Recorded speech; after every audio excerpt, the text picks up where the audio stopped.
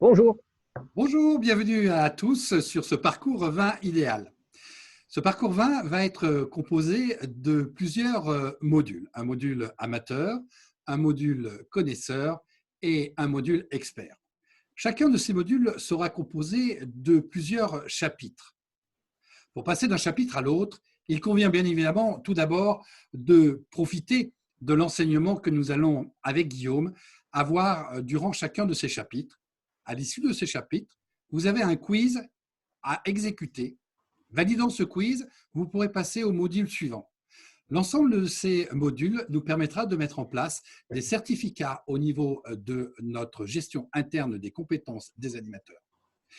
Plus vous serez nombreux à mettre en place ce dispositif et à apprendre, plus idéal sera représenté au niveau des rayons vins, plus nous participerons à la dynamique commerciale de l'univers des vins. Mais tout d'abord, j'invite Guillaume à nous présenter le premier chapitre. Eh bien, bonjour à tous, bienvenue. C'est avec un grand plaisir qu'on va pouvoir démarrer cette première session sur l'univers du vin. Alors, l'univers du vin, Emmanuel, si on parle de l'univers du vin en général, qu'est-ce qui vous vient en tête? Qu'est-ce que cela peut évoquer? Le plaisir tout d'abord, Guillaume, et puis une histoire si riche, je pense qu'on peut effectivement rêver avec le vin. Oui, alors le plaisir, c'est vrai que le plaisir, la découverte, le plaisir de la découverte, l'univers du vin, souvent quand on pense à la vinification, au vin, si je vous demande le berceau de la viticulture dans le monde, qu'est-ce que vous me répondez? Là où il y a du soleil? Ah oui, alors je n'ai pas souvent cette réponse, mais effectivement, il faut du soleil, il faut de la lumière. Et le berceau viticole mondial, alors souvent on pense à l'Italie, à la Grèce, mais finalement c'est en Égypte, au Moyen-Orient, le Levant, la Mésopotamie, où le vin a toujours été lié, si vous voulez, à quelque chose de sacré dès le départ, hein. Le vin a 6000 ans d'histoire. Nous, en France, c'est seulement 2000 ans. Alors pourquoi commencer comme ça? Pour dire que finalement le vin, c'est lié au plaisir. Le vin a 6000 ans d'histoire et qu'une vie ne suffit pas à connaître le vin. Une vie ne suffit pas à connaître le vin et l'appréciation du vin est très subjective finalement. Et ça, dans l'univers du marketing du vin ou dans l'univers de la vente de vin, c'est un des éléments les plus importants, la subjectivité. Pour pouvoir, on ne vend pas forcément du vin, on vend de la découverte, on vend du plaisir, on vend de l'histoire. Et donc, l'univers du vin commence justement en Mésopotamie et ce sont finalement à travers les échanges sur la mer Méditerranée, avec les échanges, les Phéniciens, puis plus tard les Phocéens, et la culture du vin a migré vers l'ouest pour s'installer finalement à Massilia en France, il y a plus de 2500 ans, puis autour de la Narbonnaise, et puis effectivement c'est autour des colonnes d'Hercule. Donc nous en France, 2000 ans d'histoire viticole, mais il a fallu attendre finalement le Moyen Âge pour avoir tout un développement au niveau des connaissances, des techniques de vinification et pour aller chercher la qualité du vin et aller chercher, on commence à parler de signature régionale avec justement le travail des moines de l'abbaye de Cluny ou de Cîteaux, etc. Le vin, ce que je disais tout à l'heure, a toujours été lié à quelque chose de sacré. C'était quelque chose qu'on offrait le vin euh, pendant, pendant l'époque de la Mésopotamie. Les fêtes les plus importantes pendant l'Antiquité en Grèce ou chez les Étrusques étaient les bacchanales, les fêtes dédiées à Bacchus. Et puis avec l'arrivée du christianisme, le vin est devenu finalement le sang du Christ. Et c'est comme ça qu'à travers les travaux des abbayes, des moines, hein, dont Pérignon, dont Ruinart, ce sont eux qui ont fait tout un travail scientifique pour aller chercher la meilleure qualité qu'il soit pour produire le meilleur vin possible. Alors on ne parle pas encore de terroir à cette époque, le terroir, on va le voir, n'arrive plus tard. Mais derrière ces cette technicité, finalement, s'ouvre des grands axes commerciaux, les échanges du vin en Europe. Et c'est là où on voit que finalement, les vins de la vallée du Rhône, les vins du Val-de-Loire, la Champagne, Bordeaux, la Bourgogne commencent à se vendre et à être appréciés de partout en Europe et bien plus loin, parce que finalement, un des grands défenseurs des vins de la vallée du Rhône, par exemple, fut Thomas Jefferson, qui, au début du 19e siècle, a commencé à faire venir aux États-Unis les vins de la vallée du Rhône. Et puis arrive la crise du phylloxéra. Alors la crise du phylloxéra, c'est, pour faire très rapide, finalement la sélection naturelle du vignoble de France. Ce qu'il faut retenir, c'est que ce phylloxéra, cet insecte qui se développe sous terre, mange, grignote les racines des vignes et tue le vignoble. Et la première trace du phylloxéra en France, c'est au milieu du 19e siècle, à Bordeaux. Et puis on dit que finalement le phylloxéra a envahi toute la France et sur à peu près 50 ans, ce petit insecte a détruit 95% du vignoble de France. Donc, avant la Première Guerre mondiale, c'est la grande crise viticole française. On ne fait plus de vin. Ou du moins, on fait du vin, mais avec tout et n'importe quoi. Du coup, il faut définir ce qu'est le vin et trouver de nouvelles solutions pour planter les cépages, les raisins, en cherchant une toute nouvelle adéquation. On ne va pas replanter autant de vignobles qu'on avait avant la crise du phylloxéra. On va privilégier la qualité. Donc, on va aller chercher la parfaite adéquation entre une variété de raisin et un lieu pour que le vin issu de cette variété de raisin exprime toutes les richesses du lieu. C'est bien, en comprenant, quand on parle du vin, c'est du rêve et c'est de la géographie. C'est comprendre nos territoires français. C'est ça. Et à travers ces territoires, et à travers cette définition que je viens de donner, quel élément est mis en avant? Le terroir et les terroirs. Donc, parler du vin, c'est être capable de comprendre comment il est fabriqué et comment il révèle toute une histoire d'un pays, d'une région, d'une géographie. C'est ça. Le vin est culturel. Quand on vend du vin, on vend de la culture. Alors, c'est donc à cette époque, après-guerre, que va naître un certain nombre de sigles de qualité. C'est exactement ça. C'est que finalement, entre les deux guerres, on définit des cahiers des charges. Les viticulteurs se regroupent, à l'image, si vous voulez, de Louis Gambert de Loche, Châtain-l'Hermitage. Louis Gambert de Loche, après la crise de 29, veut défendre le travail de petites familles viticultrices. Il crée la cave coopérative de Tain-l'Hermitage et de cette façon définissent ensemble finalement un cahier des charges. Et puis arrive la création de l'INAO, l'Institut des appellations d'origine, et l'INAO ne crée pas ces sigles de qualité, ces fameux AOC et IGP aujourd'hui, par exemple les vins de pays, mais reconnaît un cahier des charges. C'est-à-dire que ce sont les viticulteurs qui sont les pieds dans la terre, si on veut, qui définissent un cahier des charges, et l'INAO va reconnaître, valider la reconnaissance d'une AOC. Et c'est comme ça qu'effectivement, 1935, 1936, les premières appellations, Château-Chalon, Châteauneuf-du-Pape, Hermitage, Cassis. Cassis. Et voilà l'histoire qui revient un petit peu. Cassis, on est dans la région de Marseille, le berceau historique de la viticulture en France. Voilà.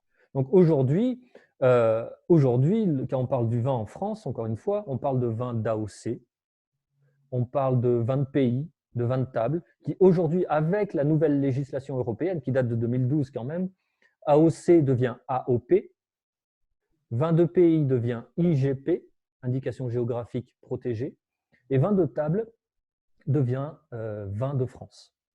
Et à travers tout ça, ça nous permet de finalement repérer,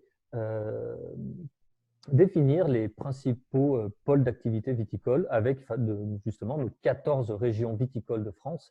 Et la France est parfois le premier, parfois le deuxième pays producteur de vin, en compétition avec l'Italie, bien sûr.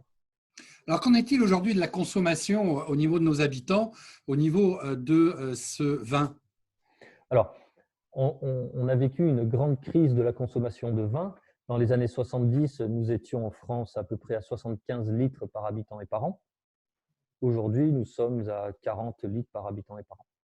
D'où il est important d'avoir de bons animateurs dans les magasins qui soient capables de réexpliquer le produit. On verra par la suite dans les autres modules les différents cépages et comment on vinifie et comment on organise une bonne animation.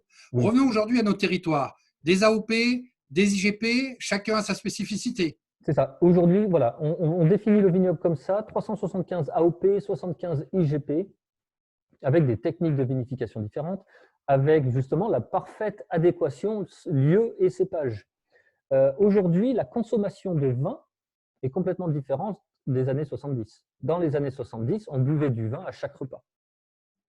Aujourd'hui, à travers le vin, la clientèle boit moins, mais mieux, avec justement des bouteilles qui racontent une histoire. Aujourd'hui, on a besoin, quand on va à la recherche d'un vin, on veut savoir d'où il vient, qui le fait, comment il est travaillé. Et si on n'a pas cette dimension culturelle, historique du vin, on a du mal à en parler. Donc finalement, aller à la recherche des AOP, c'est aller à la recherche de ces fameux terroirs. Hein. Donc quels sont les éléments qui constituent le terroir? Alors là, c'est une véritable balade, on va dire, viticole dans nos campagnes de France.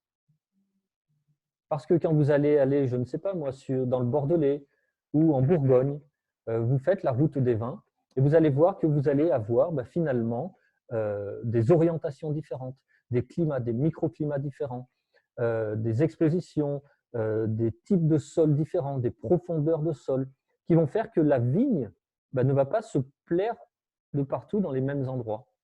Alors, je crois que Guillaume, ça, on l'expliquera davantage dans le module connaisseur, puisque ce module connaisseur sera composé d'un certain nombre de chapitres, un par région, qui nous permettront d'approfondir justement les spécificités de ce qu'est le terroir. Voilà. Mais juste garder en tête cette image-là du terroir, le viticulteur est un peu comme un photographe. Vous avez un photographe qui prend en photo un paysage. Et bien finalement, comment il va retranscrire sa perception du paysage? Il aura sa matière première finalement qui est la pellicule, qu'il va devoir travailler en chambre noire, travailler les contrastes, travailler les couleurs pour donner sa perception de l'image originelle. Et bien notre viticulteur, il a sa matière première, il a son sol, son socle. Sur ce sol, comment faire parler ce sol? Quel cépage serait le parfait transmetteur de cette richesse-là?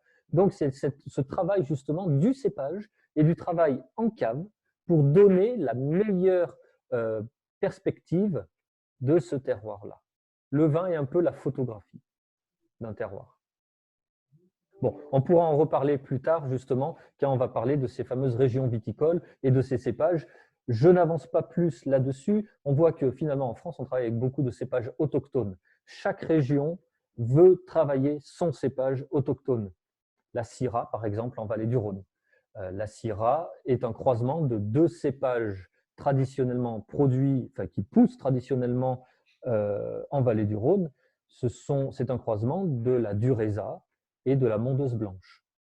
Quand on part dans le Jura, dans la région du Jura, nous travaillerons avec des cépages comme le Poulsard, le Trousseau, le Savagnin. Chaque région a son propre cépage. Et c'est ce qui fait toute la richesse, encore une fois, des terroirs de France. Et pour Bordeaux, par exemple, on a bien souvent, quand on pense terroir et vin de qualité, enfin vin de terroir, on pense plus souvent à la Bourgogne. Mais Bordeaux a toute sa place dans cet inconscient du terroir, c'est-à-dire que pour Bordeaux, bien souvent, même si on fait des vins d'assemblage, le Cabernet Sauvignon se préférera finalement sur ce qu'on appelle la rive gauche, sur des sols chauds, drainants de graves, alors que le Merlot préférera les argiles, les sols argilo-calcaires de la rive droite sur Pomerol et Saint-Émilion. Tu nous mets en appétit pour les prochains modules, Guillaume. J'espère bien. Mais dans tous les cas, on peut définir comme ça cette relation du climat entre le climat et la baie de raisin. Et c'est pour ça qu'on a une telle diversité de vins. C'est que finalement, même si je prends un même cépage, un climat méditerranéen, du fait de la chaleur, de l'ensoleillement, de la lumière, créera beaucoup plus de sucre à travers la photosynthèse. Donc, on aura une capacité dans la constitution du raisin de plus de sucre. S'il fait chaud, ensoleillé et qu'on a plus de sucre, on a moins d'acidité. Si en même temps on a plus de sucre et plus de chaleur, on aura plus de polyphénol, c'est-à-dire de la couleur dans le vin et du tanin. Donc, dans ces régions de climat type méditerranéen où on aura une vigne gorgée de sucre, moins d'acidité et de couleur et de tanin, c'est une région où on fera principalement des vins rouges, puissants, robustes.